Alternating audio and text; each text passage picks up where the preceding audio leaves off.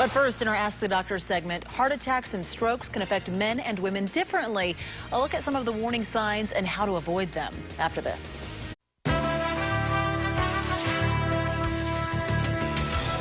Welcome back, everyone. As you know, heart disease is the #1 killer of men and women alike. So what can we be doing to try to avoid it?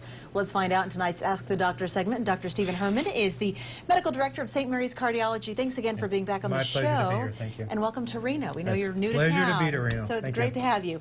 In our last half hour, doctor, you talked about heart disease and the difference in symptoms between men and women. So really what I want to know now is what should men be doing as a preventative measure to avoid these symptoms, and what should women be doing?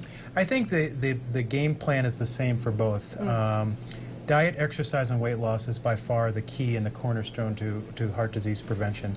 You should try to take a diet that's low in saturated fat, try to exercise 30 to 45 minutes on most days of the week, try to maintain a good body weight in terms of body mass index and so forth.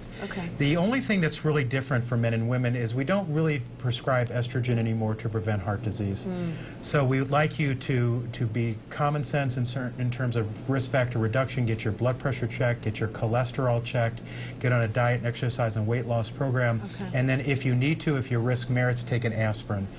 What I call the A, B, C, D, and E's of heart disease prevention. Okay. Is it safe for anyone to take an aspirin a day? No, there are several people who can't, people that have bleeding disorders, people that have asthma, if you have ulcers, things like that. So not everybody should or could take aspirin. But if you can and your risk merits that, then a simple 81 milligram a day aspirin is worth 100 pounds of cure sometimes in heart disease. Prevention is the key. Absolutely. Okay, Dr. Herman, thank you so much for your time. We'll let you get back to the phones. Lines close at 6.